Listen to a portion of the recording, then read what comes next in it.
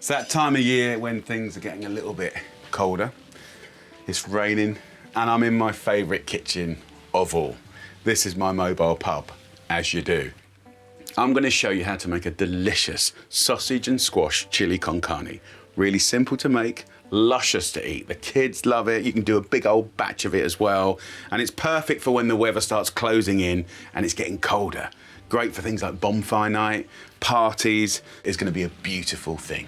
I've got the oven on.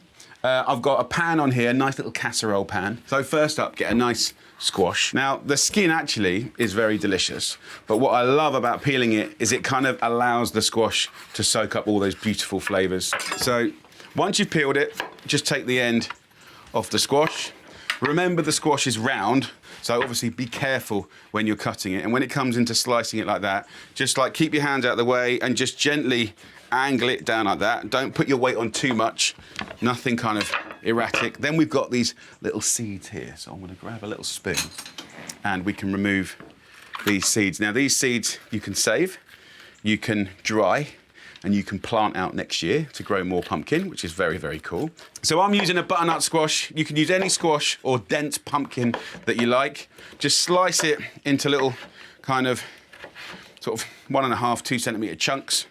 So I've got the butternut squash done, then it's the sausages, look at that. 400 grams of beautiful sausages. Now what I wanna do is just add a little bit of oil and I wanna fry off these sausages. I wanna pull them out into little meatballs. Gonna get the sausage like that, pinch it with your hand like that, and it comes out like a rustic little ball. Very, very simple, straight in like that. The better the sausages, the better this dish will be. As soon as we got a little bit of colour happening here, what we can do is add some nice fragrant things, right? We want to get some spice happening. So half a little cinnamon stick like this, just snap it. That'll go in. That'll start toasting up in all that frying fat. I'll season generously with black pepper, which I like. Then I'm going to use 2 little spice hacks here. One is smoked paprika. The smoked paprika gives you that beautiful smoky flavour, like it's been cooked over a fire. Then I'm using a little Cajun spice. Now, these little kind of Cajun spices, jerk spices, ras al hanout, curry powders, these are quite genius, right? Because they're little blends. So there's about like 8 or 10 spices in here. Oreganos, all the peppers, you know, garlic and onion powder. So I'm gonna put 2 of these heaped teaspoons in. It's just delicious. It's gonna give it real length, a really nice savory spice that I absolutely love. Just toast that onto those lovely sausage meatballs. Look at that. That's properly rustic. And then I'm gonna just highlight a little product that I kind of rate. You can use onion, carrot, and celery. So the Italians will call that a sofrito. And this is a frozen product. So if you go to the supermarket, you get bags of frozen carrots, celery, onions. It's just a nice little hack. I really like supporting the frozen veg. I think it's genius. It's brilliant for like just taking handfuls, 2 handfuls, not wasting stuff. I think for busy people that want to cook lovely food, these little cheats are amazing. You know, it's not just about frozen peas. I want to use like 2 or 3 cloves of garlic. That's how you're going to get that really deep, comforting flavour. Nice little trick actually, using balsamic vinegar, a couple of tablespoons, right? If you think about the sweetness in the veg that we're dragging out, this will give it a nice little kind of tang, and it'll give it the most delicious depth of flavour and a gorgeous colour. Look at that.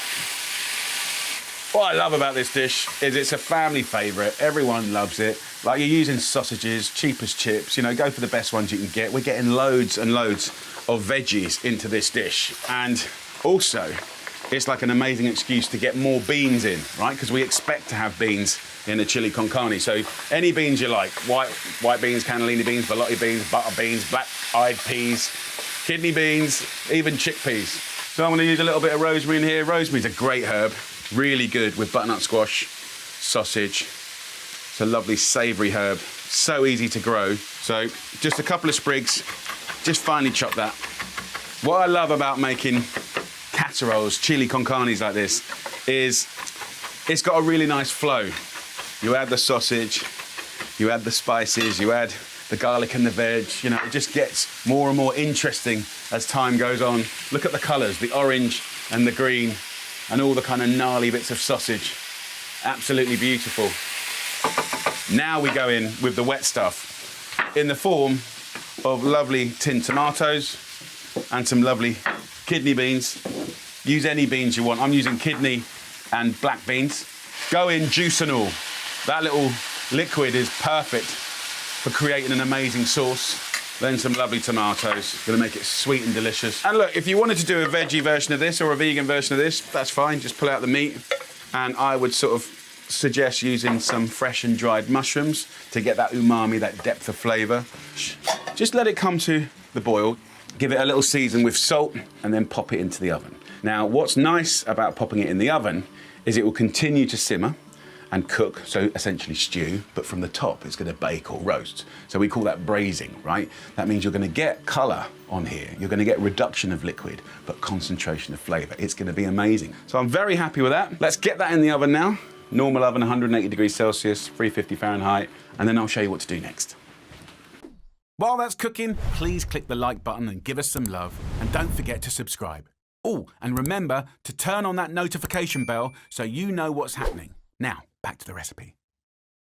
So it's had an hour and a half, and it's just been blipping away. Have a little look at that.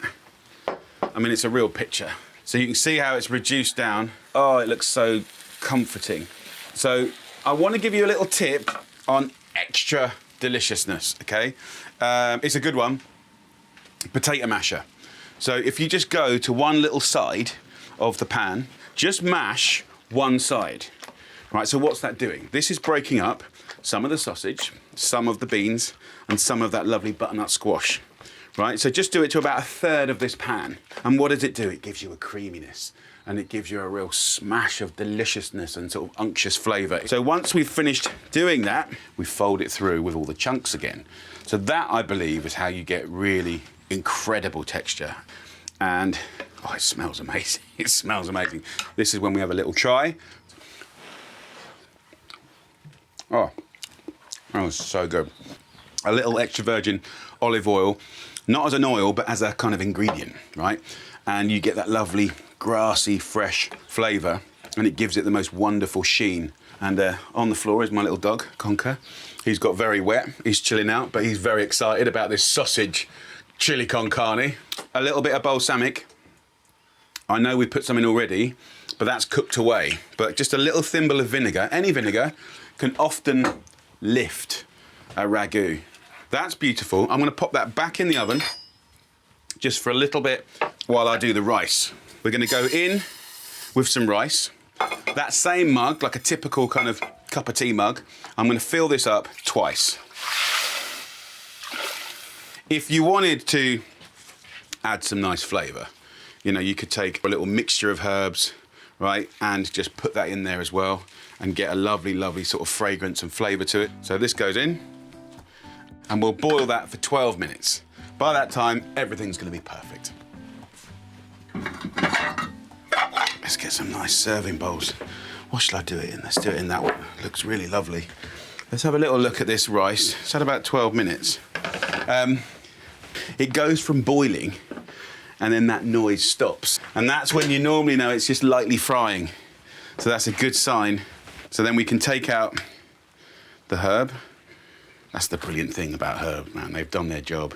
And just use a fork or a spoon or something just to fluff it up. Can you see how light and fluffy that is? Every time, a winner. So I like that method. Smells amazing. Let's just portion up a little bit. I love rice. You can see the little flecks of herb in there. Let's get our lovely chili out. Look at these beautiful chunks. So, chili con carne, but not as you know it. And then for me, just a lovely little bit of yogurt in there. Some pepper and just a little olive oil. You can finish that with a little soft herb like coriander if you want. For me, that is beautiful comfort food for this time of year when the weather's closing in. You get epic flavour in there and texture.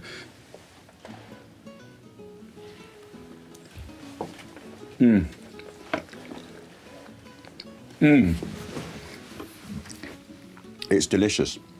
Sausage chili con carne. Super simple. Like, get it all going. You can double the recipe, you can triple it. It's not like spicy chili spicy. Like, my little 7-year-old would have no trouble with that at all. It's very mild, it's very layered. There's lots of nice little surprises. but perfect for this time of year when things get a little bit miserable. But this is delicious. So the recipe I'm going to give you today is a family-friendly, delicious, mild, fragrant veggie curry. Really, really nice. As we get towards the end of the week, we're also getting towards the end of the Oliver shopping. So we've got no more meat, no more fish in the fridge. So we've got odds and ends, and that's fine. I've got a humble courgette, carrots, bit of parsnip, bit of butternut squash. Of course, you could use potatoes, cauliflower, sweet potato, anything that roasts up, nice sort of like root vegetables, delicious. When you roast the veg, you're really concentrating the beautiful flavors within each individual veg. So tray here, we're gonna create a little bit of a landing strip. You could use a curry powder if you so wish. I've got some leftover Madras spice paste here. I don't want much, like a heaped teaspoon is all I'm gonna use. Then I'm gonna hit it up with some oil. 2 tablespoons will go in there. And then a little bit of vinegar. So I'll mix that up and that will coat them all and season them all in the most delicious way. Easy peasy. Now, in here also I'm gonna put a salt, and then we're gonna go veg. We're gonna leave the skins on. A lot of the flavor, a lot of the sweetness and deliciousness is in the skin, okay? And that includes the butternut squash, okay? A lot of people spend a lot of time peeling this, forget it. Peeling this, forget it. And this, forget it, right? So let's start with the parsnip. Split it in half, then in quarters, then into bite-sized chunks. In we go. With the carrots, I'm just gonna split those in half, and again, more chunks. All roughly around the same size. Then we have courgette. With the butternut squash, because of its wonderful skin, they'll keep for weeks, you know, just in the corner of your kitchen, waiting to be used. You know, people are buying quite a lot of stuff and then it's kind of going off. So any way to reduce that is obviously a good thing. We'll just chunk them up again. So in with the squash. Last but not least, humble frozen veg. So there's 6 of us eating this curry, so 6 florets of cauliflower. So just mix all that up. And there you go.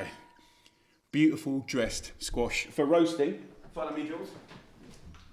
So this will go in the bottom of a hot oven, about 190 degrees Celsius, maybe 200, for about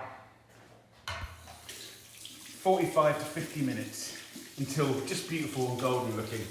So while the veg is roasting off and getting even more tasty, I want to create like a sauce for them to get stirred into. I'm going to get a big pan on a medium heat. I'm going to get some ginger, thumb-sized piece of ginger, and about the same of garlic, and I'm just going to finely chop it, okay? We're going with some oil, about a tablespoon. The garlic and ginger, put that into your oil, which is heating up. So stir that around. The smell will be incredible. And as that starts to brown off and do beautiful things, I'm then going to go in with 2 tablespoons of mango chutney. And this will start to caramelize a little bit. If you haven't got that, you could cheat with like apricot jam and a little bit of sort of spice from your spice shelf. I'm going to get some tin tomatoes. I've used chopped tin tomatoes. It could be plum, scrunch them up. Could be passata, even chopped fresh tomatoes, delicious. As soon as this has come to the boil, we're going to season it with salt, and I'm then going to add some coconut milk. Now, of course, you could use regular milk, and that'll be fine. It'll give it that sort of creaminess, but the coconut milk gives it this incredible deliciousness. So in that goes, look at that. So we'll bring that to the boil. That is the most delicious, fragrant curry sauce ever. So the minute it comes to the boil, off. And then I'm going to bring into the world a new party. We're going to make the most delicious kind of cheats naan bread. So I've got 2 builder's mugs of self-raising flour and then 1 of cold water. But we're going to go a step further and we're going to stuff it. And one of our favourite things to stuff a naan or a bread with is like very lightly sort of spiced spinach. It's going to be amazing, right? My kids absolutely love it. They fight over it. They have arguments over it. So this is good. So the first job is to get this pan back on the heat, and let's get our knob of butter in the pan. And what we want to do is bring to life spinach, which could bore people, but we're going to make it so tasty. I'm going to use cloves. I've got a bit of cinnamon as well. Now, you could use any spice you've got. It could be a pinch of cumin, fenugreek. It could be a pinch of curry powder. It could be a bit more paste, maybe a different paste. It could be just garlic, right? We just want to make delicious spinach. Now, these little tablets of frozen spinach I have always had in my freezer.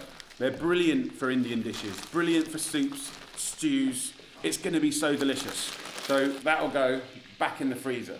I'd normally put a bit of onion in this, but my lovely wife, she doesn't like onions. So we're just going to use spring onions or leeks instead. So let's just cut those in quarters. It's been washed nicely. Finely slice this. So leeks go into your spiced butter. Then we go in with the spinach. I'm going to let this just slowly fry off. Give it a stir every now and again until you've got really dark, dense, intense spinach. Yum, yum, yum. Okay, let's make the bread. My Cheats naan bread is so simple, it's going to hurt your head, right? You've got 2 builder's cups of self-raising flour, right? And then with the bottom of your little mug, just make a little well. Very satisfying. So to 2 builder's mugs of self-raising flour, I've got 1 mug of cold water. So that goes in. That's your ratio. So into the water, we're going to add salt, and I'm going to add a little oil, then take a fork and just evenly go around the edge, right? And it will go from straight water to like a pancake batter, then to like a thick sort of dough. I'm using a fork because I don't want to use my hands and I don't want it to go sticky. So can you see now that this dough is getting quite firm? And once actually my fork starts to look even a little bit clean, right, that's a good sign that we can use our hands. So use a little bit of flour on your hands and just kind of move it around. Bit of extra flour just to dust. If you feel that it's a bit too tacky, then just use a little extra flour just to kind of clean your hands, and that's fine. You can adjust. If you can keep it quite wet, look at that, then it will be really fluffy in return. So can you see how this bread, the more I've kneaded it, the more elastic it's got. So now what I'm going to do is just add a bit of oil to the surface and the bread, and that won't stick anymore. So let's rub the oil in, and then what we can do is start to spread it out. Just roughly push the bread out. You can use a rolling pin if it makes you happy. And then I've got this here. If you spread it out like this, it will cool down really, really quick. Don't take the clove out, or the cinnamon sticking. Yeah, you can take the clove and cinnamon out, no trouble at all. Normally I put paneer in an Indian bread like this. I haven't got it, so I'm using feta. Half a pack of feta is probably more than enough. I'm just going to break it up. So I'm going to take the spinach with the feta, put it in the middle here, and put that in there like so. Just bring the top that in like this. Bring it in like that. Bring it in like that, like that. And then we can push that out. And as we push that out, then we're also pushing the spinach out. So I can take this non-stick pan, and because this is oiled already, I can basically just pick this up as a whole and get that in there. Beautiful. I just keep touching it because it feels so damn good. Okay, this I can either cook for 10 minutes on each side on a hob, or I can put it in the oven at the bottom and sort of 20, 25 minutes. It'll be golden and crisp and gorgeous. So that's it. Happy days. So let's check on the veg. They've had about 50 minutes. And if you look in here, hopefully, yes. Look at that, that's what we want. See the charring? That is flavour, maximum flavour. Now, if I just show you up here, I've got the sauce here simmering away. So what I have to do now is get these veggies landing in this sauce. Add a little bit more veg if you want, just a handful of peas. Bit of chickpeas, you know, all of this is gonna add to it being the most delicious curry. Let's serve the animals. I've got a nice stuffed naan. Oh, here we go, lovely people. Daisy is a massive lover, aren't you, Daisy, of naan breads and bits and pieces. So we're going to go in for the kill. Oh, there you so go. good. Oh, look at the feta, the way it's melted. Oh. So there you go, lovely people. There is a delicious meat-free meal. As you can see, it's been decimated.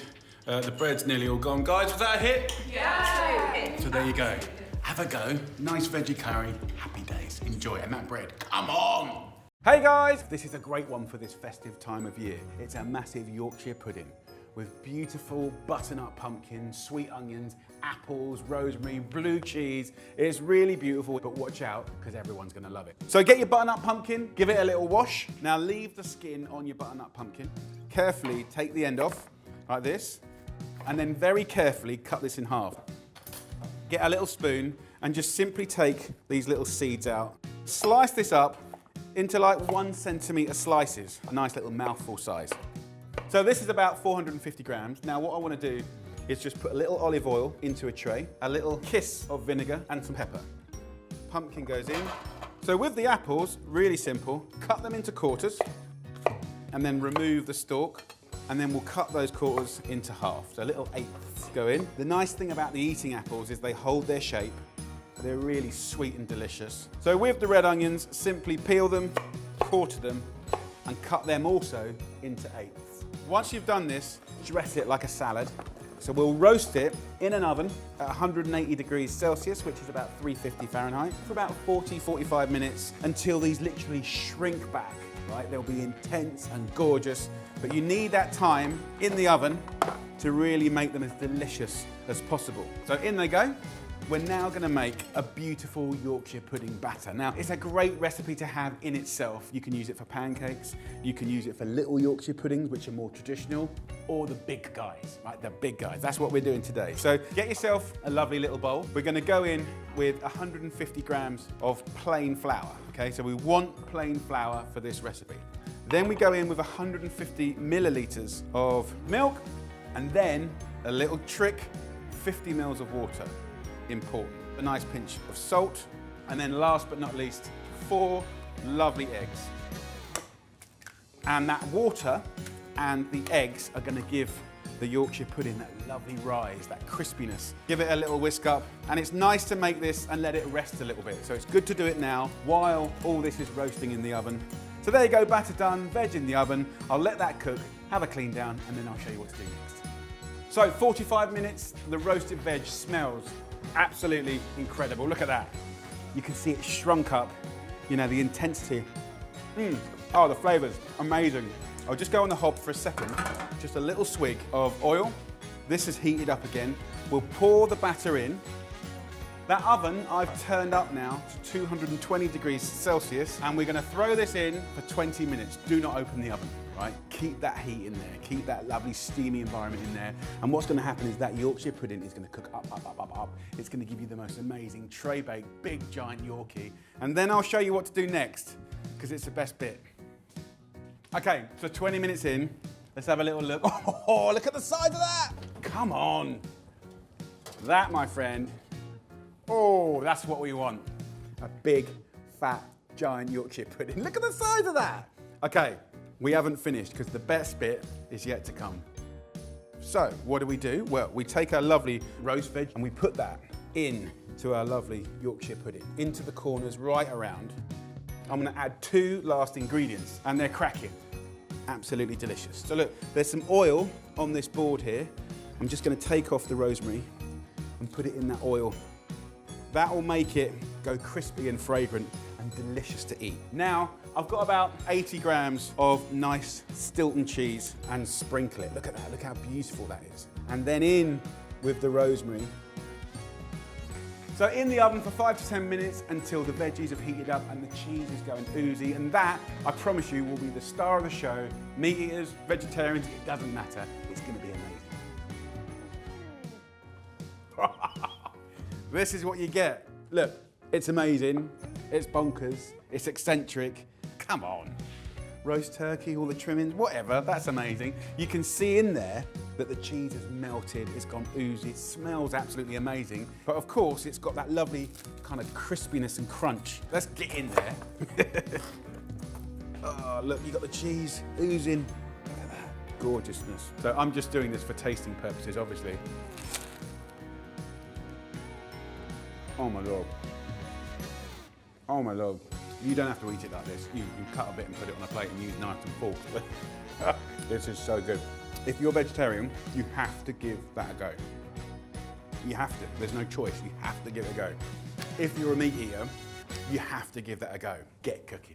We're gonna make the most delicious veggie shepherd's pie. This is in fact vegan, really, really good, but this is one of many recipes that I'm gonna be celebrating across the whole month. I've done a meal planner for you guys, which spans a whole month of budget-friendly recipes. This is gonna be good on the planet, it's gonna be good on your wallet, and it's gonna be good in your tummy, right? It's gonna be delicious, no compromise happening here. So let's get cooking. We're gonna go in with some nice olive oil, about 2 tablespoons goes in, right? We'll put it onto a medium heat. I'm gonna start the flavor story with a herb. To use a nice little pile of rosemary in this dish is a good trigger for big flavor. Roughly chop the rosemary. So the rosemary goes in. As you get a little bit of a fry on there, let's add some garlic. So we're now gonna add the first veggies. Just, you know, standard mushrooms, button mushrooms, little kind of brown mushrooms, portobello mushrooms, whatever you can get your hand on. You can break these up like that.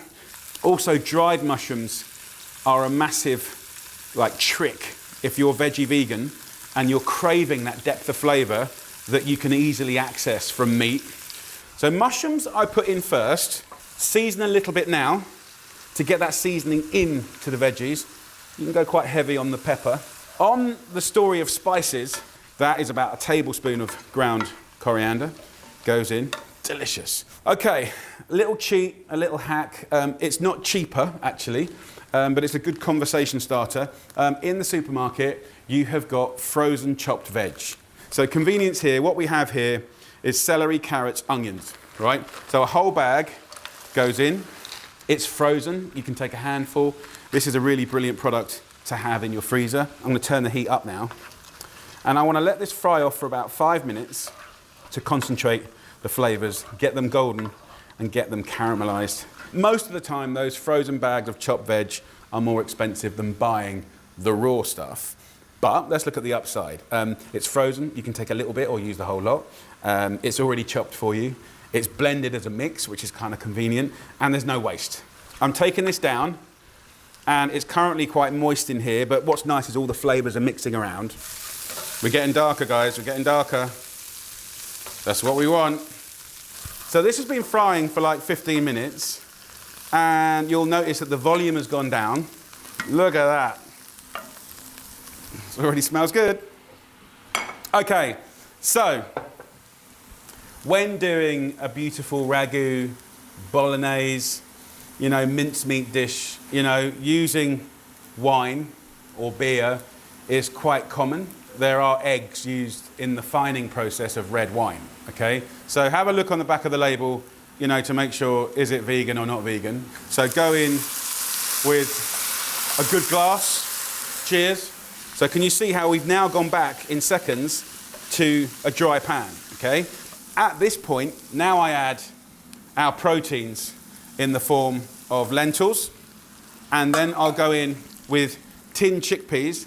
So once we've done that, what we need is a little bit of stock. Now you can buy veggie stock, right? But I just want to give you like a little cheat on how you can make your own. Just boil a kettle and use, this is porcini, but I really genuinely do use dried mushrooms. You just put a little handful like that in, right? That's all you need. The flavor is phenomenal. Also, if you wanted to pep up some flavor, like you can cheat with a little bit of Marmite, just a little spoon like that goes in. Just a little thimble of soy sauce. The other one is miso, amazing flavor. So these are all really good tips. Then if you've got any herbs lying around, you know, you can put those in, right? But essentially we're making a cup of tea. It's an infusion. You know, if you're using carrots and you've got peel, you know, right, you can still, you know, be clever about it. This will taste phenomenal. So let's just move it about. Oh, it's good. How much effort was that? There's one last ingredient. You could use tomato puree, you could use tinned tomatoes. I'm using just a little clutch, you know, 10 or 12 sun-dried tomatoes.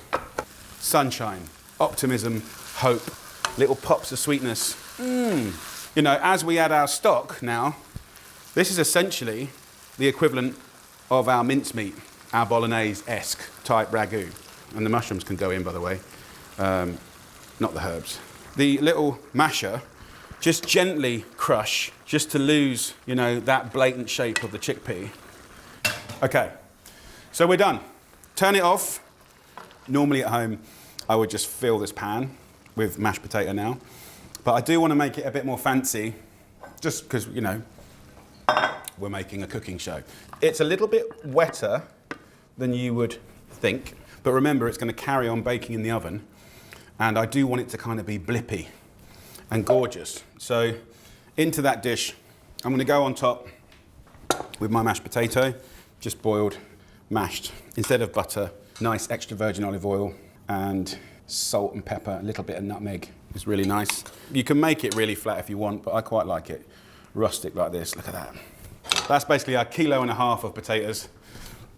Last but not least, before I pop it in the oven, I'm going to put a little oil over the top of the potatoes and purposefully use a different herb, thyme. If you put in, you know, 3 or 4 tablespoons of oil, like that, right? And get in there like this, and then squeeze it through. That will guarantee you flavour, but a nice crispy finish. That's a really simple way of making a definitively convincing herb oil. In the oven it goes now for about half an hour, 40 minutes until golden, blipping and delicious. So in we go. Delish. Okay, so this beautiful veggie shepherd's pie has had 35 minutes. Oh, look at that. Absolutely beautiful. What I loved about this, can you see here? Look at that.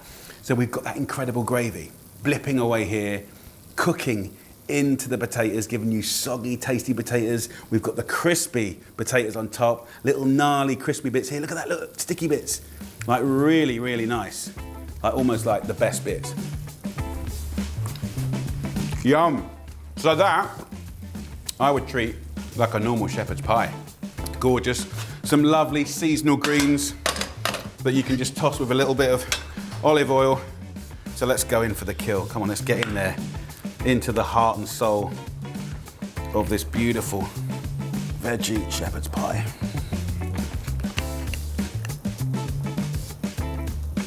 Look at that. You can see this is going to feed nicely like a big old group of people. Look at that. Serve this with whatever lovely sort of steamed or boiled veggies you can get your hands on. I've just got a little bit of kale here, mustard and brown sauce. Really, really nice. Not that it's traditional, but a little bit of ketchup as well is definitely the done thing in our house. Enough yapping. Time to have a little taste. And let's get in there. Yummy texture. First thing, the texture, it is very similar to what you'd get in a typical meat sort of stew ragu. Experimenting, having fun, and being open-minded. So there you go. Happy cooking. That's delicious. It's really good. Coming up, I'm going to turbocharge veg in a game-changing cottage pie. I want a nice, large casserole pan on a medium heat. So add yourself a couple of tablespoons of nice olive oil and then some rosemary. 3 sprigs is all you want. Now we're going to do 2 things. The first thing is we're going to flavour that oil. Secondly, we're going to make these soft, woody herbs crispy and snappy, and we'll sprinkle them over the finished cottage pie, and it will blow your mind. After just 1 minute, remove the rosemary. Now we can ramp up the root veg by coating them in that lovely flavoured oil, starting with 3 hacked up carrots and half a swede. Swede has an amazing, sweet, delicious flavour. It adds so much to a nice cottage pie. And then half a celeriac. Now the celeriac has deep, hearty flavours, especially if you roast it or cook it in this way, in flavoured oil. It's got a kind of celery flavour, it's a bit mushroomy, and so many people have never ever tried it. Last veggie, 2 beautiful washed leeks, and you get some amazing sweetness from this. What's really brilliant is each one of these veggies tastes very different, and as we cook them, they just get more intense and more delicious. But in the wonderful world of making veggies taste incredible, there's a few little tricks, and one of them is cumin. Just a little pinch of cumin seeds. Give a savouriness, a meatiness, a depth of flavour that's phenomenal.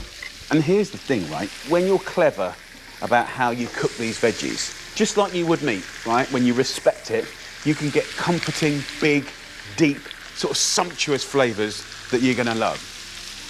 As that cooks for 30 minutes, kick off your mash by boiling 1.2 kilos of potatoes in salted water. Now, I want to show you an epic gravy to this cottage pie. Pop 10 grams of dry porcini mushrooms in a blender with 600 millilitres of boiling water and leave to infuse. Of course, when you dry things like mushrooms, the depth of flavour that you're going to get is amazing. Then add 1 red onion plus a teaspoon of Marmite or Vegemite. A great cheat to get savoury seasoning. That little bit will make all the difference. And then 3 tablespoons of tomato puree. Give it a whiz. But the best bit of this gravy is already in the pan. We've got sticky bits galore on the bottom. That's caramelisation. And the minute this hits the pan, it will start deglazing the sticky bits. That's going to really give it flavour and make incredible gravy. Now, my final ingredient, a tin of lentils. And the brilliant thing about lentils is they will cook away to nothing. They'll thicken it slightly to make it wonderfully meaty. Loosen with water and let it cook down for 20 minutes. Then mash the spuds with butter, seasoning and milk before topping your cottage pie. So just use a fork to let it rain random chunks of spuds. You wait, this is going to be good. Whack in the oven for 30 minutes at 190 degrees Celsius or 375 degrees Fahrenheit. And that mega gravy will turn this meat-free cottage pie into a deep, hearty dinner. Look at that. That, my friends, is a beautiful thing. And don't forget, we had these little crispy bits of rosemary. Proper delicious food. Absolutely blooming gorgeous, come on. And really nice served with some greens. Right, let's have a go. So,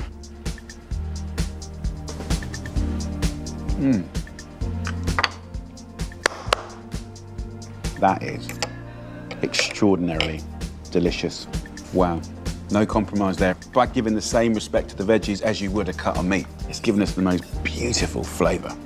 An absolute classic. What a brilliant way to celebrate vegetables. I'm going to batch cook today a beautiful twist on a Bolognese. I'm going to show you a very British Bolognese. In this nice big ragu pan, I'll put in some olive oil. I'll start the story with rosemary, 2 or 3 sprigs into that oil, and that will be the beginning of flavour. Another really good trick worth mentioning are these pre-chopped bags of carrots, onions and celery. I think they're really handy. Do not rush this bit. We have to soften this veg and we have to start lightly caramelising this veg. If we don't, if we just boil the veg, it's only ever going to be average. Now, in this recipe, I'm using mushrooms, wonderful chestnut mushrooms. They're going to give you huge flavour and amazing colour. Kind of make them the same size as the carrots and the onions, give or take. So, look, if you look in the pan now, you can see that all these lovely veggies are really soft and they're taking on colour. Now we go in with the mushrooms. So mushrooms are mainly water. So they're now going to start giving water to the pan and then it will go back to frying again. So I've got a kilo of beautiful minced beef. Carry on cooking this for another like 10, 15 minutes to get back to frying again. So now is when I love to add the beer. A beautiful pale ale goes in. It's got amazing malty flavours, really deep kind of chocolatey vibe. I'm gonna put a bottle in, about 500 mils. So what I want to do now is bring that to the boil and cook it down. So next up, we've got the tinned tomatoes. So 4 tins of tomatoes will go in our ragu. Oh, hello. You know what we're doing? Buddy Bolognese and Basically tomato Buddy's sauce. food. So now we go in with the tomatoes and we'll let that simmer for like 1 to 2 hours until really tender and delicious. To blush that in. You want to use that? Yeah. Yeah, that's a good idea. So get your 4 tins of tomatoes in, and then it's nice to fill 2 tins up with water. Bring that to a boil and let that simmer for an hour or 2 until it's succulent, gorgeous and tender. And what I'm going to do then is show you how to make the most amazing pasta. I want to show you what I think is the coolest little hack. I've got 2 packs of fresh lasagna. What we can do is slice down, gap, slice down, gap, slice down, and then kind of put it slightly ajar and do slice down, gap, slice down, gap. Maybe wobbly. You can be wobbly. Once this is cooking, it's going to separate like a concertina. This is going to grab hold of the ragu and the sauce in a very different kind of cool way. So I've got a pan of boiling water. If you want, you can put a little oil in the water. This will help these not stick together. And then we'll literally drop this into the water. It cooks in like 3 minutes. Can you see how all the little cuts are opening up? I'll put in a little bit of the ragu here, just a couple of spoons. Then I'll take that amazing pasta. Look at the shape of it. A little splash of water, by the way, just to make it oozy. And then the last very British ingredient, some cheddar. It really melts beautifully. And then I like to use 2 spoons just to almost dress it like a salad. But just look how gorgeous this serves up. Look at that. And I just find this way, you go from the everyday to something really sublime. A beautiful little take on the great Bolognese. Right, let's have a little try. The beer has this big malty flavour, but there is an underlying bitterness, right? But then when it's contrasted with the sweetness of the ragu, the vegetables, the tomatoes, that is so tasty. Hi guys, hope you're well. We're going to make the most delicious, comforting chicken and mushroom soup. The idea of a boring soup, forget it. We are taking soup to the next level.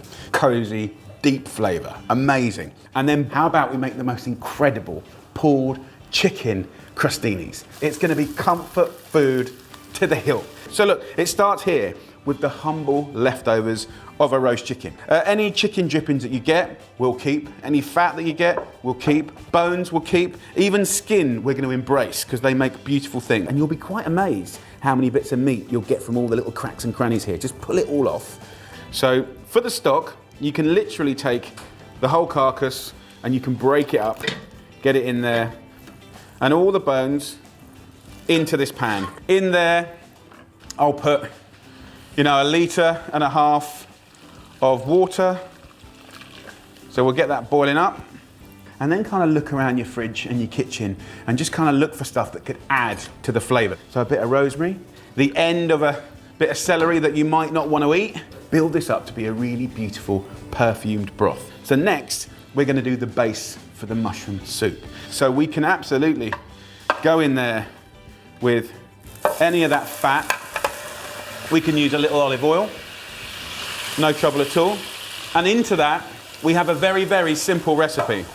We've got 1 onion, 1 clove of garlic, 1 stick of celery, and 1 nice sprig of fresh thyme. So just roughly chop the onions, and in we go. And what you're going to be able to do is caramelize the onions. So celery, in it goes. The garlic, and then you got your thyme here. Just pick off the nice little leaves, like that. So look, now we've got some colour. It's quite dark, I like that.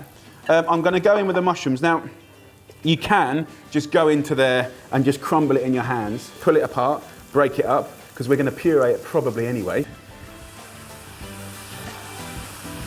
Nice.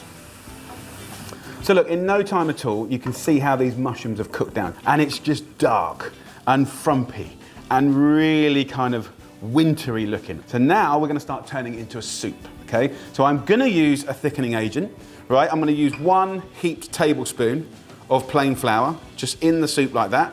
So stir the flour in, cook it out a little bit, and then we can start adding this beautiful broth. So I'm gonna use a little sieve, because there's bits of herb and stuff in there. And in we go, look at that. Stir that in.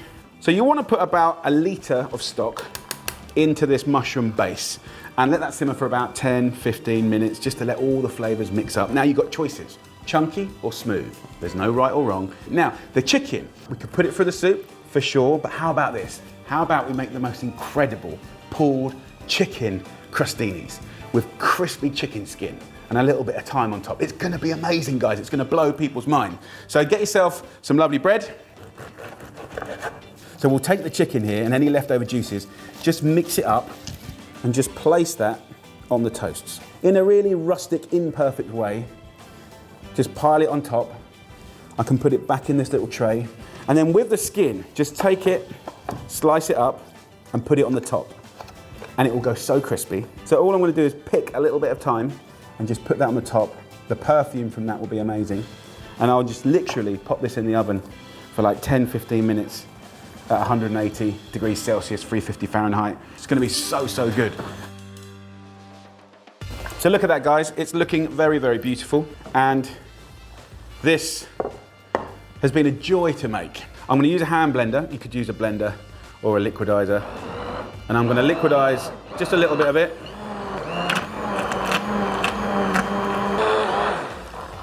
A pinch of salt and pepper. So that's good as it is, but don't forget we've got those beautiful little crostini. And 10 or so minutes in the oven, look at that. So you know that's gonna be good. The crispy skin, right? People are gonna go nuts for it. Okay, so this is how I like to serve this up. When I make this, I'm going back to the good old days, right? This is cream of mushroom and chicken soup. We ain't just gonna serve that up. We didn't do that in the 80s. We have perms, we had flares, chamon. We're gonna take some double cream and we're just gonna kind of give it a little random bit of decoration, right? You thought I was just gonna make chicken soup, didn't you? No, no, no, no, no, no. We're gonna take our little leftovers croûte and we're just gonna float it like the Titanic. We are taking soup to the next level. We might take a little bit of olive oil. Happy days, chicken and mushroom soup. Yeah. This is my mighty meatball bake. We're talking juicy meatballs, baked in a sweet tomato sauce with pesto and parmesan. What's not to love? See how delicate the meatballs are. For me, that is what clever midweek cooking for the family is all about. Using a mix of lean minced beef and blended lentils, which is better for the planet, better for your pocket, and it's also good for you. So, I am gonna use a food processor. You don't have to, but I find you get a better result. First up, we're gonna use some lovely lean minced beef, 250 grams, and then a tin of lentils, a great source of protein, full of fiber, and we're gonna go 50-50. So that's a really clever way of taking the meat down, but also getting the protein and the nutrition in there, and it's really good value as well. So we're gonna go in with the lentils, drained. I'm gonna season with quite a bit of black pepper. I want a nice little hum of heat there. A seasoning of salt. If you had herbs around, you can put it in, right? It's not in the recipe, but you can. We're gonna use bread, about 75 grams or 2 slices of nice, ideally wholemeal bread goes in. That is gonna give you a nice texture, a nice lightness, and it's gonna bind it really beautifully. And we're gonna add a little bit of pesto, just a little teaspoon to give these meatballs a little bit of a vibe. Now, if you wanted to swap the pesto out for different things, different spices, you know, you can absolutely do that. So we're gonna wazz it up about 20 seconds. And then we're gonna pulse in our mincemeat. Look at that, brilliant. Super simple preparation, really fast. And look, if I didn't have a food processor, what I would do is just get my hands in a bowl and really kind of mash up those lentils and then kind of mix in the mincemeat. Absolutely no trouble at all. So look, before we shape these, I'm gonna start blistering some pepper. I'm gonna put my thumb where the kind of stalk is and just press it in, because what I don't want to do is waste any, and just tear it up into the pan dry. we're toasting and charring, and that's gonna give a little element of smokiness, which I really, really like. Imagine that with sweet tomato sauce. Let's divide up some balls. Some greaseproof paper down, whack it on there. Now, what I've done with the minced beef, you can also do with minced pork or any blends of mince, so you can react to your budget and you can react to your preferences. What I'm gonna do is just kind of turn it into a sausage, roughly like that, divide it in half, divide it into quarters, and then roughly each quarter is going to give you 3 balls, about the size of a golf ball. If you wanted to use this as a little burger patty, you absolutely can. I have a little tip for you. Get a little water in a bowl, and just by keeping your hand a little bit moist, you're going to get a really nice smooth finish. Why do you want them smooth? Just because they get nice and crispy, they've got nice texture. Look at that, nice and smooth. Let's wash my hands. So have a little look at these peppers. You see how they're just scalding up and crackling, and that's all flavour and potential there. Put those peppers into the middle of the pan, add some olive oil, and let's get these balls in. Boom. We're gonna let them get golden and crisp, and they're gonna be gorgeous. Wash my hands. After it's had a minute, just see how lovely they are. Look at that. Sizzling away. And get them nice and crispy. Give it a nice little shake. Look at that. Mix it all up. Let's start the fun with the tomatoes. Beautiful plum tomatoes. Use your hand to break up the tomatoes. Then I'm going to use this tin, about 3/4 full, with water to clean the tin out, but also to add to this. So let that come up to the boil. Give it a nice little grating of Parmesan on the top. That's just going to give you the most beautiful kind of crispy crust. You can do it in advance and you can reheat it, so it's super flexible like that. You can serve it with rice, pasta, bread. You know, it really is a fantastic all-round dish. If you had kind of leftover carrots, onions, leeks in the fridge, you can get that in there as well and get even more veg in there. But there you go, easy as meatballs. I've got the oven preheated to 180 degrees Celsius, which is 350 Fahrenheit, 20 minutes. That's gonna be beautiful. So the room smells absolutely beautiful. Look at that, just sizzling and gorgeous. Let's serve up a nice little portion. Look at that, come on. And then all I do is just finish it. Just a nice little dollops of pesto, just tiny bits, beautiful colors. And then maybe a little extra Parmesan, just a little bit. There you go. Happy days. That with some nice crispy bread, you know, pasta or rice, even a jacket potato. Absolutely beautiful. Right, let's have a little try, come on. I'm gonna try and get everything in one mouthful. Pesto, pepper, and a meatball.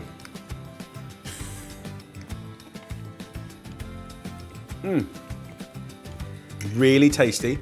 Like, I feel no compromise, there's plenty of flavour there. It's delicate, it's got crispy outside, fluffy, light inside. I'm really happy with that. It's a great midweek meal, fantastic value, super nutritious, and easy, right? Really quick to do, but really impressive.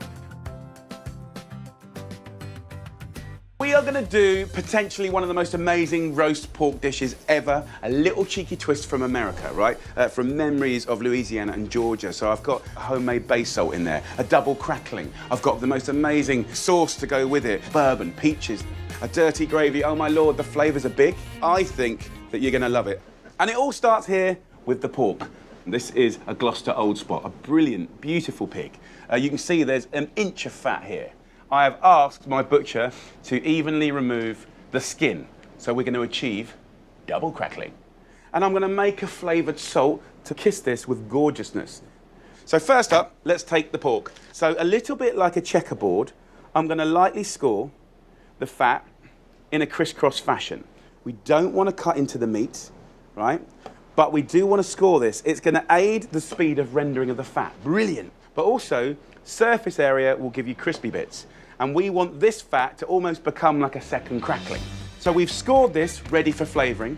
So in a pestle and mortar, I'm gonna add some fennel seeds, then black peppercorns, then bay leaves. Bay is such an incredible herb, way underrated. So give it a good smash. So we're busting these spices, we're reawakening and opening up the natural oils. We can then use a little speed peeler and do lemon zest. It works so well in salt. Right, we can take thyme, which I love, thyme and pork, incredible friends. I've got some rosemary, so get the wet stuff in there and we'll have another bash. The smell is phenomenal. You can see now the texture has changed. So into this, 250 grams of salt. Yes, it's a lot of salt. No, I'm not using all of this in this recipe. This salt I'll be using for the next 8 months. So give it a bash, give it a muddle, and I'm gonna sprinkle it from a height, get it into all the little cracks and crannies. Pork seasoned, next up, veg. So parboil some peeled Maris Pipers, drain and chuck in a tray with some parsnips. Just take the tops off. This skin is the chewy, sweet, delicious part, right? And you might notice that I haven't put any oil or butter on them. And that is correct, because this is what we're gonna do. My oven is on full whack. It's screaming hot. I'm gonna put these dry in the bottom. Then I'm gonna take the pork and I'm gonna place it onto the bars. I turn the oven down to 200 degrees Celsius, 400 Fahrenheit. So as that cooks, it's gonna start raining delicious flavored fat. And it's gonna be amazing. Now, crackling. A clean, new Stanley knife is brilliant. And the reason I do this is that I can set my depth.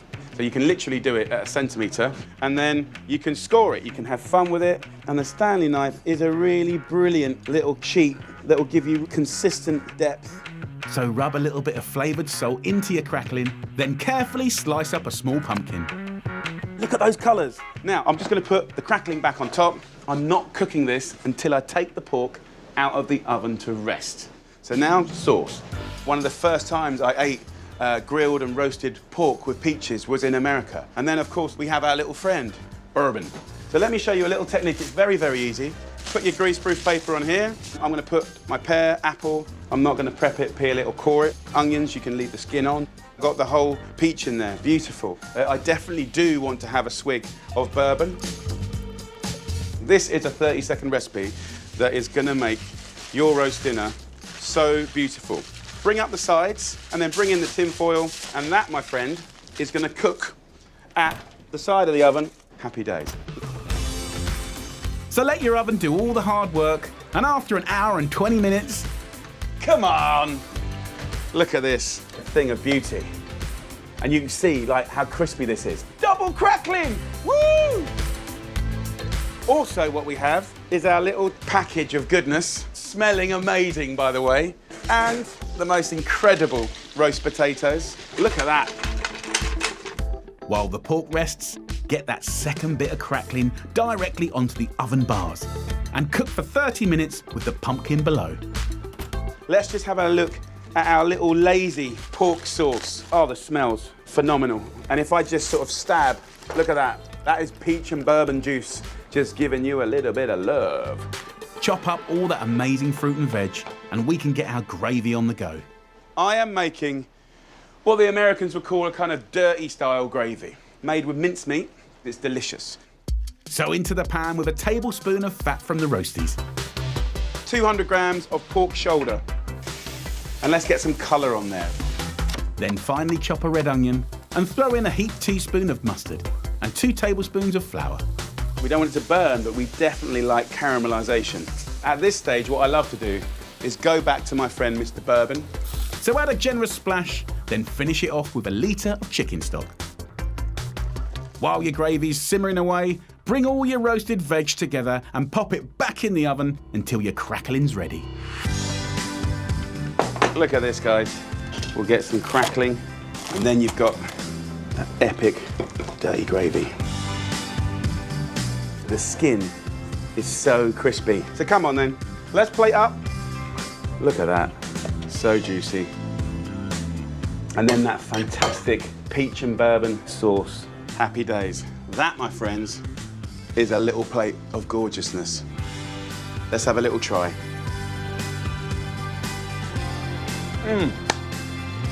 The bay salt and that pork, so juicy. Holy moly, the flavours are outrageous. This is an opportunity to do something a bit different. Friends coming around, 10, 12, 14, 16, it's gonna be phenomenal.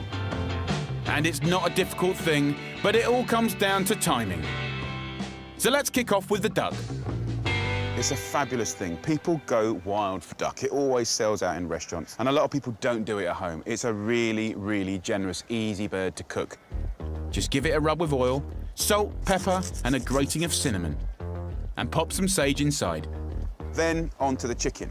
Thyme. One thing you can do, just pop herbs just for 5 seconds in some boiling water. That wakes up all the natural oils. Into a pestle and mortar. Add a pinch of salt, 3 or 4 garlic cloves, and give it a good old bash. Then muddle in some oil. Then we can just squeeze it over the top like that and rub it all over. Get it amongst it, you know, there's no polite way to get flavour. Just have to get your hands in and have a good old rub up. Pop a lemon inside, and that's it. Both birds are ready for the oven. About 1 hour 20 for the chicken and 2 hours for the duck at 180 degrees Celsius. I'm going to put my chicken in right on the bars. Look at that. And my duck in right on the bars. This isn't bonkers, trust me. We're going to catch all the beautiful fat and juices in the tray below, which is going to be the base for our amazing sauce. And it's going to give you the most ridiculously good caramelised veg ever. So first up, just get yourself 4 or 5 lovely small onions. Leave the skins on. Fennel. Loads of people see it, but never ever buy it. Cut the lovely herby top off. Pop those on the bottom shelf. And you can prep the game birds with a rosemary and olive oil marinade. Pigeon in the countryside, when it feeds on beautiful, lovely natural foods, it's an incredible meat. Almost like steak, so good. Quail, just like a slightly more interesting chicken, but very small. Partridge is one of my favourite game birds, just absolutely gorgeous. It's just a celebration of meat and roasting, and it's just a wonderful thing. Next up, Cumberland sausage. Get your butcher to roll a nice big one and skewer it with rosemary and bay. Once your chicken has had 1 hour and 20 in the oven, all this is ready to go in.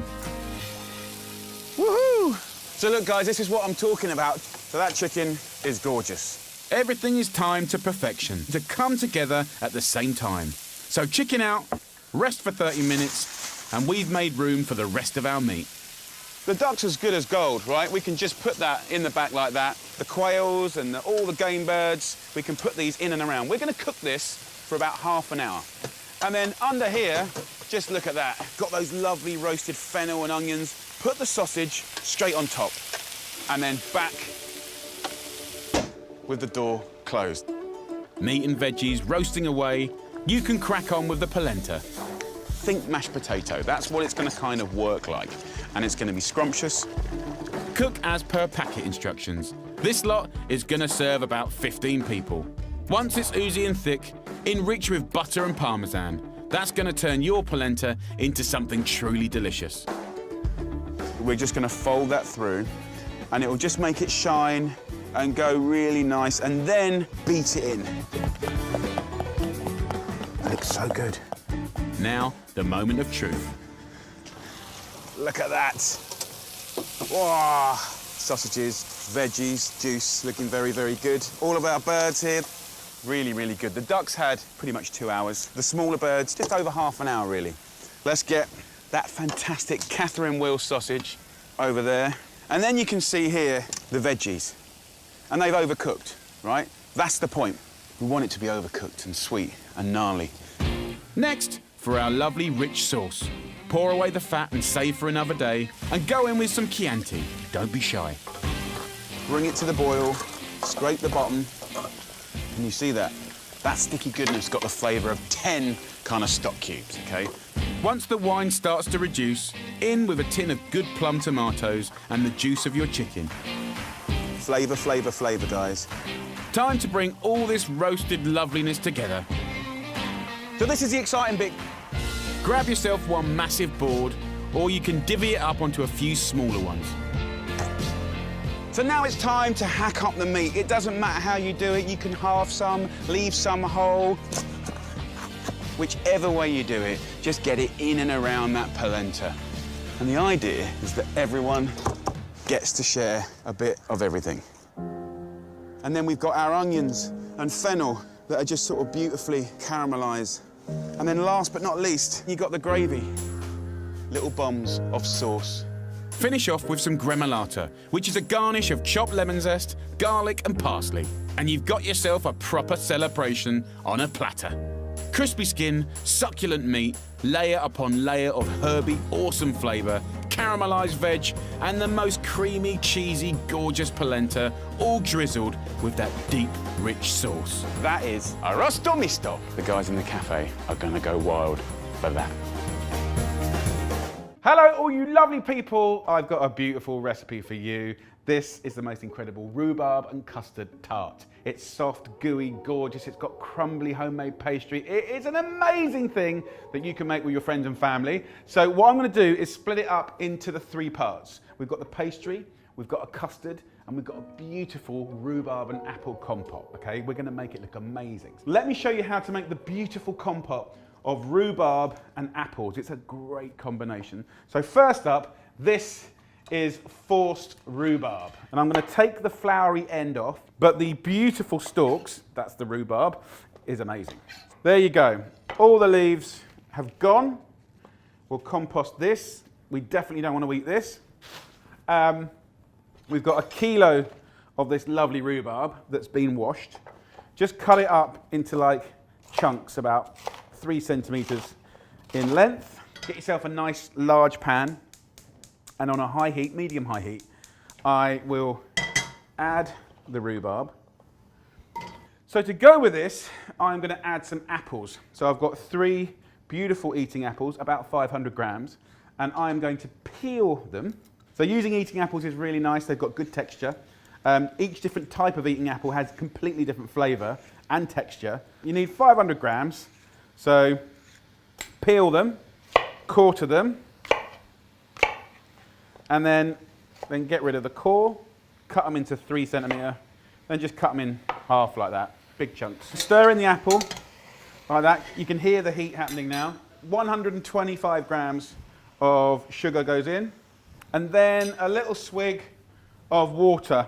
Loads of liquid will come out of the rhubarb and the apple. It smells amazing. So I'm going to turn that down just a little bit, so it's just above medium. 15 minutes of cooking until tender. So for the custard, I want to go old school. In a pan here, it's not on the heat yet, we're going to go in with 500 mils of lovely milk. Grab yourself a tablespoon, not a dessert spoon. And we're going to go in with a level tablespoon of the custard powder. Do that 3 times, so 45 grams of custard powder. Just whisk in this lovely powder. Now I can put the temperature on. So into there, I'm going to add like 2 or 3 tablespoons of golden caster sugar and a good teaspoon or 2 of vanilla, right? So do it as much as you like. I'm going to put 2 teaspoons in. Look at that. Just whisk that up. So in no time at all, as that milk comes up to a simmer, can you see how it's thickened? So as this kind of just cooks out for a minute or 2, have a look at this. Look, it's getting really bubbly. Look at the colour. Look at the colour. I'm taking the lid off because it's getting excited in there. So into this baked blind pastry tart. So you can see it's steaming now. That will cool down for 20 minutes, and naturally a skin will form on the top of that custard. So this has had 15 minutes. Turn it off. And we're going to pour it into that colander. Now, there's a reason that I do this, right? You've got the most incredible natural juice that comes out of this compote, okay? Look underneath and look at that beauty. That is extraordinary, right? So what's brilliant about this little method is gravity and the natural kind of filtering of this compote gives you 2 things. It gives you the perfect consistency to go on that custard, and then you get this incredible, natural, almost cordial that we can just boil up a little bit until it's thick, and you can drizzle it over your tart. So I'm gonna let that cool down, and let that cool down, and just for 1 minute, let that kind of reduce and thicken, and then I'll show you what to do next. So I've just been rolling out the ball of pastry. So this is about the thickness of a £1 coin. The custard has cooled down, and you can see that natural skin. It's quite robust, okay? So now I'm going to put our amazing compote straight in the middle, and then just use that spoon to flatten it out. Beautiful. So what I want to do now is get this beautiful pie top on here, I need a little bit of glue. So obviously we're going to use egg wash. So I've just beaten up 1 egg here. Just go around the little edge here. Super simple. What I'm going to do now is go to the edge of our pastry and put it around your rolling pin and then just roll up the whole thing, just like this. And then very simply, then unroll it over the top like that. And then you use this rolling pin again just to go around the edge. It's quite annoyingly satisfying to take or kind of crimp off the pastry. Really simple, really easy. And then we can use this pastry here to make some decorations, right? So we're gonna dress this up now, and this is all optional extra stuff, right? Just take some almonds, flaked almonds, right? And a brilliant little tip is if you put some icing sugar, just a teaspoon or 2, right? Don't need much, and a little bit of water, just a few drips of water, right? You mix it up like this, and it goes a little bit claggy. And if you sprinkle this over the top like this, when that bakes, these almonds will be the best almonds you've ever had. Then, have a look at this. I've got ahead of the game. How amazing they are, right? So, no talent has made this at all. I've cheated. So if you go online, you can get these little marzipan or pastry cutters. They are 2 a penny. They are cheap as chips. Let's have some fun with this. So I'm going to take a big one like this, go in, you push down, and then you must press the top bit like that. Then it comes off like that, and you just prise it away. And once you've got that, then we can lay this on our beautiful tart. Look at that. So we can do that with a few different shapes, and then I'll use the rest of these just to finish off this beautiful tart, and it just makes your rustic tart just look a little bit more special. Last but not least, a little bit more of the egg wash. You can give it a last little pinch of sugar. That's it, job's done. I'm now going to put this in the oven at 180 degrees Celsius, which is 350 Fahrenheit, for about 40 to 45 minutes until golden and gorgeous. You're going to love it. So there you go. That is our incredible rhubarb and custard tart. It's gone gorgeous and golden. Look at the little almonds here. They've just kind of frosted in the most beautiful way. So look, let's just get into it because I want to show you exactly what's going on the inside. You ready? Look at that. Crispy pastry, gorgeous topping, the almonds, the rhubarb, the custard. Right, let's plate this up. It's gonna be really special. Take some of that beautiful liquor, the syrup from the rhubarb, and just give it a little drizzle on the top. Enough yapping, time to eat. Amazing. So there you go, guys. An absolute classic flavor combination. Beautiful, crumbly, homemade pastry. If you want the full recipe, then go and check it out on my Jum app. Enjoy. We're gonna do some cooking. We're gonna make a beautiful, beautiful apple pie. It's gorgeous. It's got a twist. The ginger, the elderflower, beautiful blackberries. Your mates will come round and they'll absolutely love that. So nice. So first of all, I'm gonna peel these apples. We're going to use a Bramley's apple and some eaters as well. But what I don't want you to do is chuck the skins away. They've got loads of flavour and colour. And what I want you to do is just throw it in a pan with a handful of sugar and a swig or 2 of water. Put 2 blackberries in there, a couple of sprigs of mint. This cooks down to make the most wonderful, wonderful syrup. Really nice with ice cream. The nice thing about mixing up the eating apples with the Bramley apples is you get different textures, different flavours, which makes the ultimate apple pie. So I've got about, 3 eaters, 1 Bramley going in. Let's spice it up now. I'm going to take some cinnamon and some nutmeg. What I want to do is create like a few extra flavours that you don't normally get in an apple pie. So I've got a warm pan, okay? This is a hot pan. In there, I'm going to put a nice knob of butter. That's the beginning of the story. We're going to go in with a pinch of cinnamon, about a quarter of a nutmeg, give it a good old shake up. And what I want to do is incorporate a few little flavours. You can buy this stem ginger in syrup, right? Pour in a little bit of the syrup and just chop up a few little bits. It's amazing that such a little bit of this ginger will make such a dramatic change to your pie. people will go crazy for it. So that's gone in there. The other thing I'm doing as well is elderflower. Absolutely gorgeous. Just a handful or so of brown sugar. Well, it's the golden sugar actually. Just enough to sweeten the apples, and then our apples go in. So, you know, for me, it's about the best apple pie ever. So I'm tossing this up. I'll cook this for about 5 minutes. Now, I'm going to use pre-bought puff pastry. So I'm going to roll out this pastry to about 10 inches. What we're going to do is we're going to load this up with some apples. All the flavours have started to cook into the apples, which is great. A handful of beautiful blackberries, whether you get them from the supermarkets, markets, or off the bush. Go and get some off the bush. These will bust and explode and sort of, you know, just create the most beautiful purple bubbly juice. So we like that. A little bit extra of that elderflower in here now.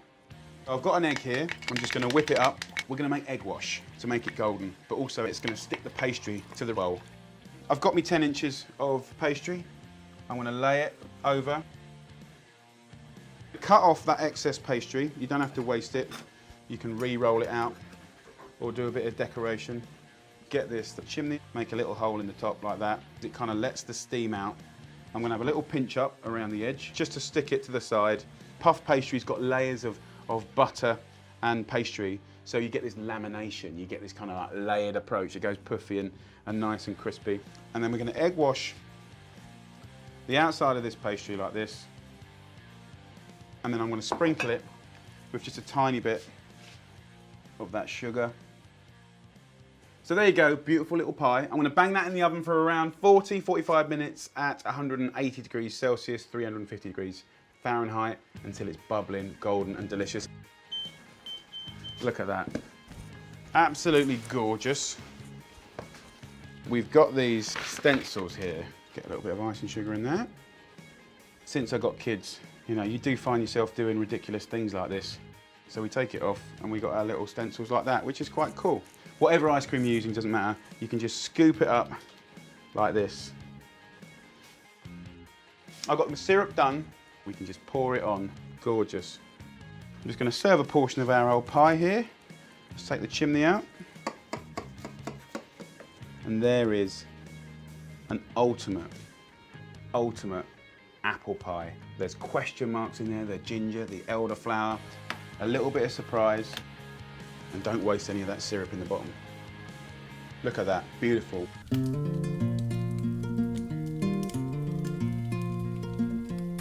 We're going to make the most delicious pumpkin pie. I cannot wait to share this recipe with you. It's the perfect time of year, autumn, winter, Christmas time, of course Thanksgiving. Pumpkin pie made famous by America, Canada. They love it, and actually I love it too. So this is what you call a delicate pumpkin, but you can also use squashes. Butternut squash is a really easy one to get in supermarkets. Normally in America and Canada, they often would buy this pureed pumpkin in a tin. This is convenient, but the flavor from this is much better. So how do we cook this? It's really easy. Turn the oven on to 180 degrees Celsius, 350 Fahrenheit. Take yourself a little fork, give it a little prick, just a couple of times, and literally chuck the pumpkin in there, close the door, and let it cook for an hour and a half to 2 hours. Inside, it will go like nice and soft and gorgeous. The outside will be kind of burnt, it doesn't matter. So if you have a look at these are completely cooked now and cooling down. So I want to give you a really simple recipe and method for a classic sweet short crust pastry. The classic bit is half fat to flour. Okay, so we have 150 grams of fat, butter, nice butter. We've got 300 grams of plain flour. We're going to give it a little pinch of salt. I'm going to sweeten it just lightly with 50 grams of icing sugar. Now I want to accent it with just a little bit of orange. Orange and pumpkin, really good friends. So I'm going to take a little fine grater like this and just give it a little rub, and it smells amazing already. So we've got that there. Use your fingers, and then all we're going to do is just rub the flour and the butter together, and it just takes like a minute and a half. So now we're going to make a little well in the middle, and I'm going to steal one egg here. Nice little free-range egg. Crack that in there, no shell, and I'll just take a little fork and I'll just whisk this up. And once you've done that, we're just going to stir it in to the pastry like that. I don't want to be kneading it like bread because that's just going to make it firm and hard. We don't want that. So look, you can see it's just coming together. It's just beautiful. Now, you could wrap that up and you can put that in the fridge and let it relax. Absolutely. Fantastic. I'm actually not going to do that today because I'm going to cheat and I'm going to get on with it just to show you that you can. You would normally, once you've let it rest, sort of roll it out with a rolling pin, bit of flour. You can do all that. I want to show you that it can even be simpler, right? I'm going to just take a little bit of this pastry, slice it, and then press it into this mold like this, right? Probably slice it about just under 1 centimetre thick. And this is very simple. I'm just using my fingers to press out and join these little slices and push it up the edge. And it might not be perfect, but I like all the little notches, all the little imperfections. I like the fact that we're not trimming off the edges, okay? So that's that, right? Super easy. I can smell the orange. It's gonna be amazing. So that bit is done. I wanna use this pumpkin and I wanna puree it and get it really, really smooth. If I just cut this in half, you can see that it's soft. And if we get in there, look at the color. I mean, it's extraordinary. Just take a little bowl and get the seeds out. These seeds, by the way, you can just kind of wash them off, toss them in a bit of oil, salt and pepper, and roast them. But what we want is the flesh. We don't want the skin and we don't want the seeds. So we'll remove those. Right, let's get on with this. So what I'm gonna do is get my food processor and we want 400 grams of beautiful cooked pumpkin in there. Then I'm gonna add 175 grams of golden caster sugar in and 100 milliliters of double cream goes in as well. So we've now taken pumpkin that is traditionally sort of savoury and it's now in the world of sweet. And we can go further with that delicious sweetness with a little help from some friends here. First up, let's start with vanilla. So I'm gonna go 3 teaspoons of vanilla paste. I'm then gonna use 3/4 of a level teaspoon of cinnamon. Don't go mad, right? Cinnamon's quite powerful. Then I'm gonna go for half a teaspoon of ground ginger. This is allspice.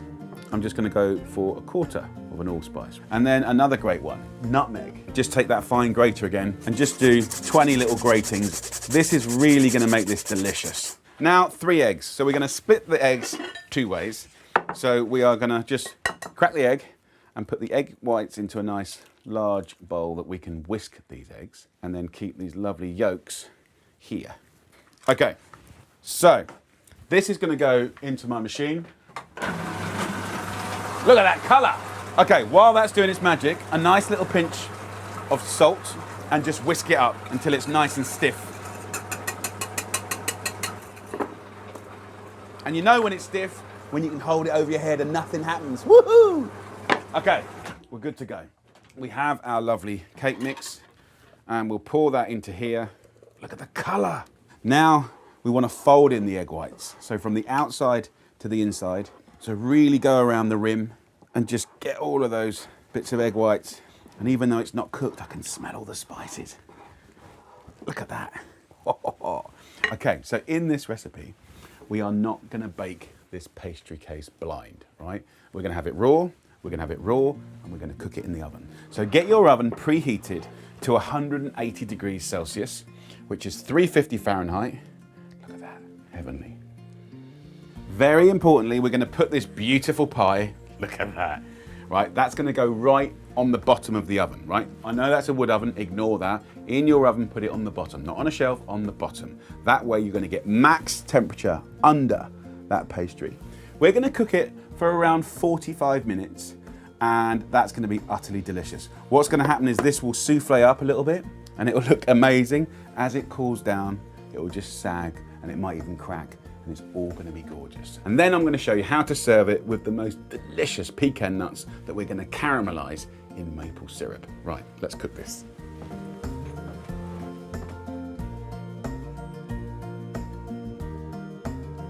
So, it smells amazing. Okay, so this has had, I'd say, just under 50 minutes. Look at that. Such a lovely rustic pumpkin pie. Look at the colour. Really, really autumnal. Smells amazing. Okay, so now what we want to do is let that cool down so you can slice it beautifully. I like to do that onto a little cake rack like this. Look at that. Right, so let that cool down. And now I want to show you how to make the most incredible praline of pecan nuts with maple syrup. I'm going to get a pan on. So maple syrup, you know, I'm always thinking about Canada, North America. I'm thinking about, you know, all those gorgeous flavors, pumpkin. Pecan is a really nice nut to play with.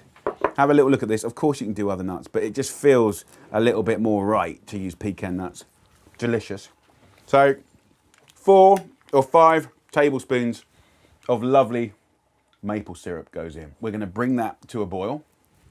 And then as it boils, it is going to start to caramelize a bit more and thicken a little bit more. Now, when you do that, it goes a little bit darker. You're concentrating the flavor more. But also, this is currently a syrup, but when we're kind of evaporating sort of moisture from this, you're going to make basically like a little caramel that's hard, crunchy. So I'm going to put a couple of handfuls of the pecans into here and cook that into them like this. And just for like a minute or two, we're going to reduce this down so it's a nice caramel. Get a tray, get some greaseproof paper, just have a little look. You see how dark that's got? So when you're doing anything around the world of caramel, do not have kids running around, right? It is hotter than boiling water, okay? So we'll use a metal spoon, not a plastic one. And while it's hot, we'll move it around like this. And it will cool down pretty quickly. And as it cools, because you've reduced the syrup, it will cool like hard. So look, let that cool down. I've got a nice little kind of, I think a nice vibe to have with this pie. I'm gonna take that orange that we use the zest for the pastry. And I've got here some cranberry sauce. So what I'll do is just squeeze in the juice of half of that orange and just let it down, right? And I think this is really nice to have on the side with the cream and almost ripple it through. It's gonna be a good thing. So that's gonna cool down. I'm gonna wash this up and then we're gonna serve up. While that's chilling, how about giving us a little bit of love? Click the like button and even subscribe.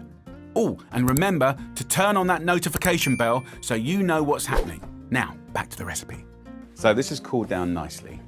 A little tip, so if you get a bowl that's nice and sturdy, and in theory, if I put that on there like that, that falls off like that, very dramatic.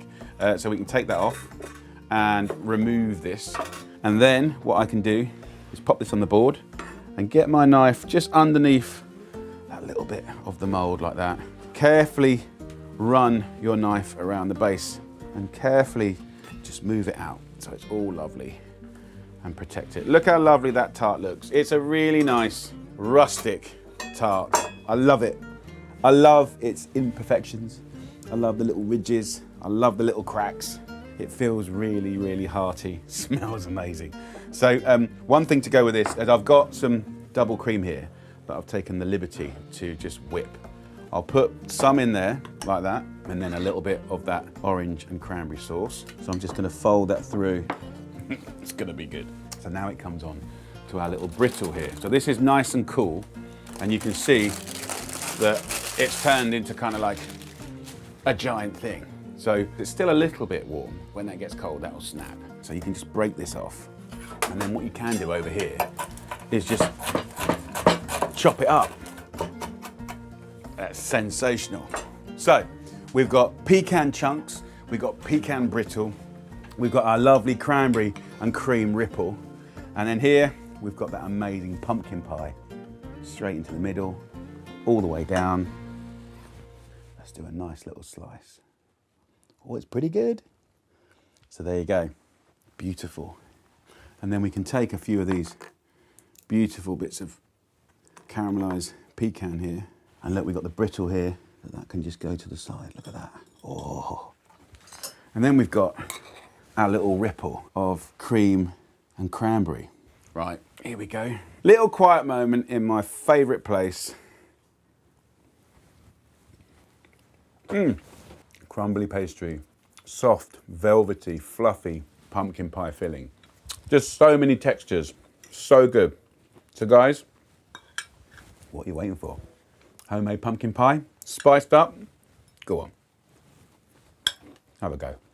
Hi guys, hope you're well. So today we're gonna make a beautiful homemade crumble 3 ways. Beautiful stewed fruit with a crunchy, crispy topping. It's an easy go-to dessert to make people very, very happy. What I wanna do is start off really basic on the filling and then really basic on the topping, and then just change it up 3 times to get you all ready to go. So first up, let's start with the humblest crumble ever, the Great British Apple Crumble. Now, I grew up with just Bramley apple crumbles, delicious. But what we want to do to achieve the most appley, delicious flavour and texture is actually mix it up using different eating apples. So we've got this lovely mixture, some big chunks, some little chunks. You want to get a nice splash of water in with the apples, pan on the heat, and then I'm going to add 150 grams of sugar. Just a few strokes of lemon zest, really, really nice. So a little lid on top, give that 5, 6, 7 minutes, and then when it's a little bit tender, then we'll get the crumble topping on top and get it in the oven. So when it comes to the beautiful crumble topping, it's a really simple recipe, half fat to flour. I'm going to use a kilo of plain flour, and then we're going to use half as much butter, so 500 grams. Why am I making so much? So I can bag up the rest and put it in the freezer, and then a month later, 2 months later, you see some fruit, bang it together, crumble on top, in the oven, and you've done a dessert in no time at all. Bring this together, and then you want about 400 to 500 grams of sugar. That's golden caster sugar. You could just take a little bit of brown sugar. It gives it like a crunch. Some muscovado sugar. It's a little bit licoricey. You can do one, you can do a mix, you can even put a bit of honey in. So mix that up, add some vanilla. So you could use vanilla pods or paste. That absolutely smells amazing now. So that's your basic, standard, easy peasy crumble topping, and there you go. So I've got my apple here, sprinkle it on top. Beautiful. So in the oven it goes at 180 degrees Celsius, which is 350 Fahrenheit, for about half an hour until golden and blipping and delicious. That's your basic apple crumble. Let's take it up a notch. Let's do a second version, fruit combo. We shouldn't just think that fresh fruit is the only way. Frozen fruit is a game changer. What I've got here is a berries and blackcurrant mix. Whack a gas hob on, put a little bit of water in a pan, add some sugar, just about 100 grams, and then straight in with the fruit. It's about a kilo, just half an orange in there. Let's get a lid on, bring it to the boil. Now, as far as this basic crumble topping is concerned, could we do anything to it to sort of inflict even more deliciousness? And the answer, I think, is yes. These are flaked almonds. Crunch them up like that. I absolutely love them. Let's have a look in here. It smells incredible. And now we've got a beautiful bramble crumble with an almond and vanilla topping. Yes. Right, so this goes in the oven half an hour again until golden and crisp. And then I can show you potentially my favorite crumble. And this is a stone fruit crumble. Have a little look at this. So I'll show you what I've done. I've just got beautiful stone fruit like plums, nectarines, peaches, apricots you could use, any combination you like. Take the stone out, put it in halves or quarters. I've sweetened this with 2 things. One is some honey, beautiful. And 2, I just got some strawberries and grated it. And it's a really nice natural way to sweeten. And that roasting for about 20 minutes, it just makes it jammy and intense and delicious. And the other thing I love, love, love to do is beautiful porridge oats. So a nice handful in like that. Just use your hands. Porridge oats give it an incredible flavor, a lovely texture, and I absolutely love it. So this goes back in the oven for about 20 minutes, half an hour, until golden and delicious. Let's let these cook, and when they're all cooked up, I'll show you what to do later. So it's that time where the 3 crumbles are ready. Beautiful, beautiful crumbles. Look at them, very exciting. Let's go in with our apple first. Come on, very pleasing. I'm gonna go for classic custard. Then we're gonna go for this beautiful brambles. Look at that, look at the color, come on. The smell is something else, and I love it when the ice cream starts to melt. Yes. And last but not least, we're gonna go for the roasted stone fruit crumble. Beautiful, such amazing, intense flavors. Now I get to have 3 mouthfuls of 3 crumbles. Humble apple crumble. Memories of school dinners, good ones. Good school dinners, Mrs. Gilby, love you, amazing. And then we got the frozen fruit to be able to go into a freezer and grab some topping and some fruit and knock out something that's homely and like a little hug. This is what we need in life, I think. So, I love that. So good, completely different. Last but not least, the roasted fruit crumble. You know, it kind of feels a bit more grown up, a bit more adulty, I suppose, and what a wonderful way to finish a meal. I might have to start from the beginning again. I'm not sure if I said everything correctly. I think it's just an amazing dessert that makes me very happy, and I hope you enjoy it too. So until next time, take care.